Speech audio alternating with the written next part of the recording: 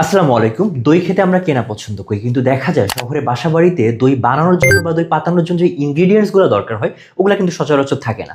তো আমরা আপনাদেরকে দিচ্ছি 1.7 লিটার, অর্থাৎ বাংলাদেশে আমরাই প্রথম কিন্তু 1.7 লিটারের দই মেকারগুলো আপনাদেরকে দিচ্ছি, যেটা দিয়ে আপনারা বাসায় বসে নিজের মতন করে দই বানিয়ে খেতে পারবেন। ওকে, দুইটা কালার ভেরিয়েন্টে আপনারা পেয়ে যাচ্ছেন। আমি কথা না বাড়ি আপনাদেরকে কালারগুলো এবং একটু ডিটেইলে দেখাবো।